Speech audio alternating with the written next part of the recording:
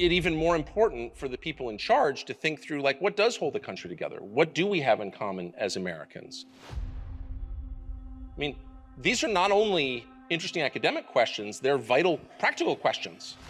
Because if you don't answer them, the country will actually fall apart, for real. That's not a right-wing point, it's an obvious point. And it's a measure of how unbelievably stupid, and I mean that like literally stupid, like low IQ stupid, bovine stupid, the people in charge are, that they're not waking up in the middle of the night and thinking, holy smokes, clearly the society is becoming a lot more volatile. How do we calm things down? How do we keep it strong? And nobody is, like literally nobody is. So I would say pressing that question, boy, we've pressed it a lot.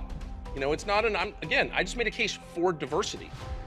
But the idea that diversity is our strength, okay, tell me how.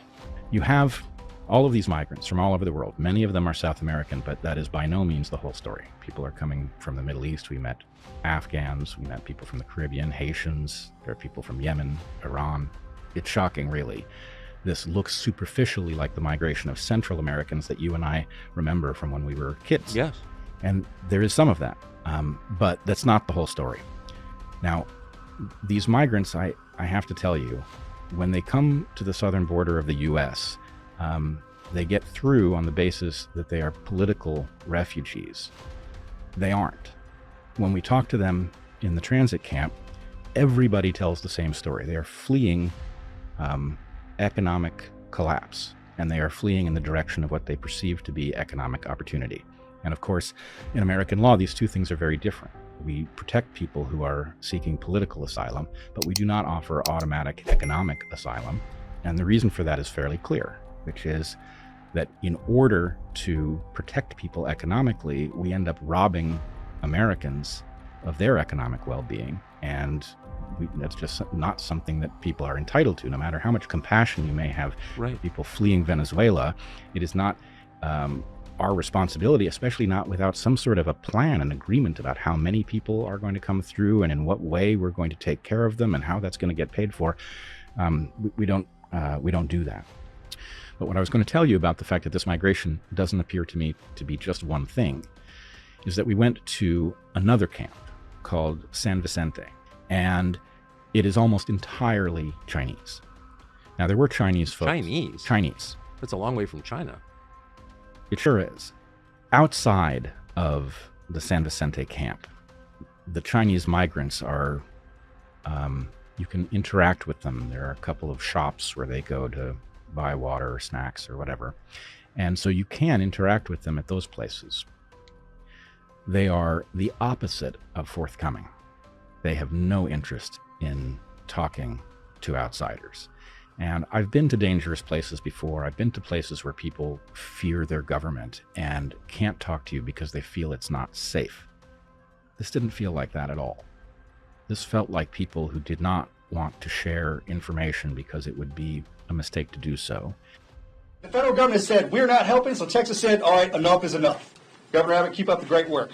Texas Governor Greg Abbott is vowing to expand his border security push, and more than a dozen Republican governors joined him at the site of what's really become the epicenter of the ongoing battle between Texas and the Biden administration. More than half of the governors are now joined together in support of a very important proposition, and that is we are guaranteed by the United States Constitution the right of self-defense if states face imminent harm or invasion. Texas obviously is facing both an imminent harm as well as an invasion. And so these governors are rallying around Texas to support our ongoing right to self-defense and the deployment of this razor wire that has led to a massive reduction in inflow. The area where we have occupied this park in Eagle Pass, Texas, that we put up the razor wire, there used to be 3,000 or 4,000 people crossing that area a day.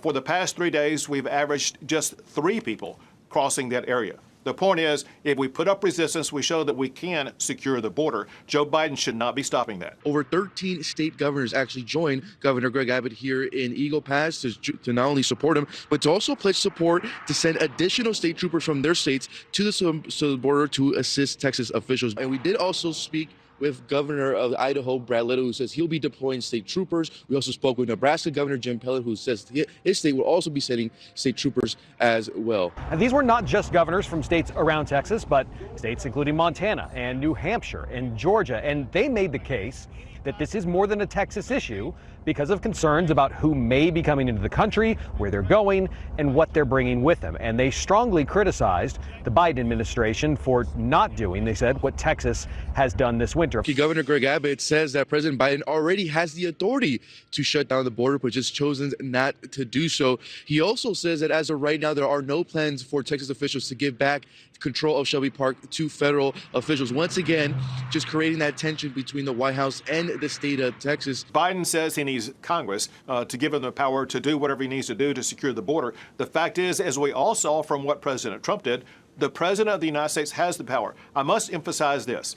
There is an obligation, there are laws in the United States that require the President to deny illegal entry of any illegal immigrant. And then if they do get into the United States, he has a legal obligation to detain those illegal immigrants. Joe Biden is failing at both of those duties. And that's exactly what gives Texas the authority to make sure that we can step up and secure our own border and protect our own state through self-defense. I wanted to be here and thank the soldiers and troopers and other personnel.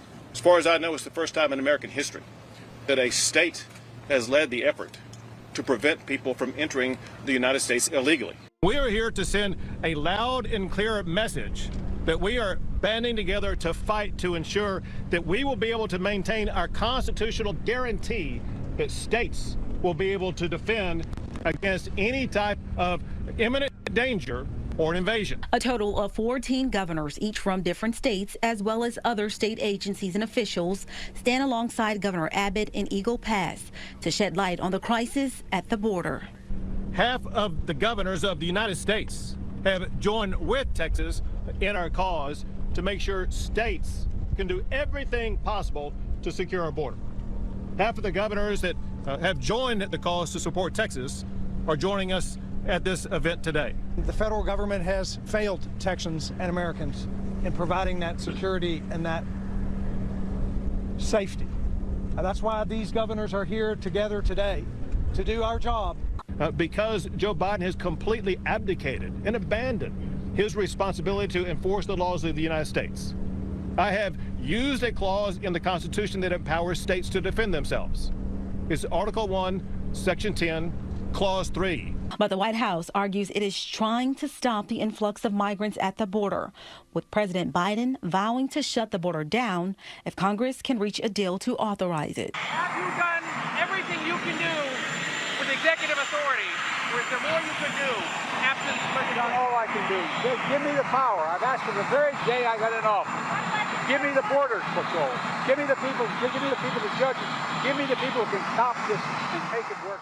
He talks about having no power, yet he magically had the power to terminate remain in Mexico, reinstate catch and release, end Title 42, shut down border wall construction. The list goes on and on. Shoot, almost 8 dozen executive actions during his first 100 days in office. The Texas National Guard, the Texas Department of Public Safety, building the barriers that were needed to prevent people from entering, and then having the personnel behind those barriers to ensure that no one would enter. I wanted to be here and thank the soldiers and troopers and other personnel. Texas was able to secure the border and prevent people from entering illegally only because of their unprecedented effort in a challenging terrain and sweltering conditions, and they were up to the task. And similarly, their fellow soldiers up and down the entire border from here all the way to El Paso are working in the same way. And I have the same gratitude for all National Guard from here to El Paso and DPS troopers from here to El Paso for working around the clock to make sure that we build the barriers that are needed and we deploy the personnel that are needed to make sure that we secure the border. Now, never forget this. It was just 3 years ago in these exact same areas where we had the lowest number of illegal border crossings in about 40 years. And the reason it was that way is because we had an administration that imposed the Title 42 policy, the Remain in Mexico policy, the ending of catch and release, and the building of a border wall. When Joe Biden came in, he eliminated all of those measures, and that led to the unprecedented illegal border crossings. Texas has had to respond to the Biden administration's refusal to enforce the immigration laws. We've deployed more National Guard, thousands of National Guard. A bipartisan group of senators raced to unveil a landmark border security bill supported by the president, though it faces opposition by Republicans in the House. You have to at least get caught trying. Let's get going on this. Let's not cede the argument to just the loudest voices in the room who want to do and pursue extreme policies. But Governor Abbott says the president can and should act now. Joe Biden does not need more legislative authority. He just needs a backbone to step up and do his job and secure the border. And if you look at the potential border deal that they're talking about, where they're going to do some type of reform, first of all, Biden doesn't need legislation to do what he's going to do. He talks about having no power, yet he magically had the power to terminate remain in Mexico, reinstate catch and release, end Title 42, shut down border wall construction. The list goes on and on. Second of all, they're saying, oh, you shut the border down only if you get more than 5,000 illegal aliens a day.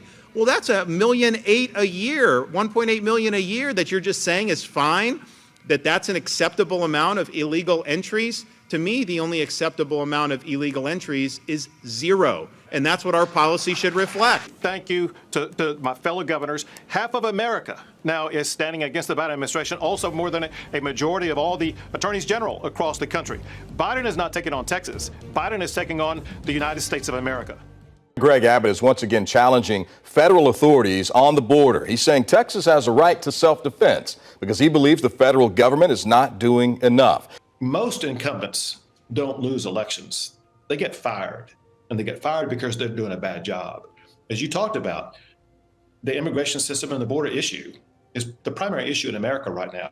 The Supreme Court is siding with President Biden in a dispute with Texas over the border. A Supreme Court ruling is giving the federal government more flexibility here at the southern border.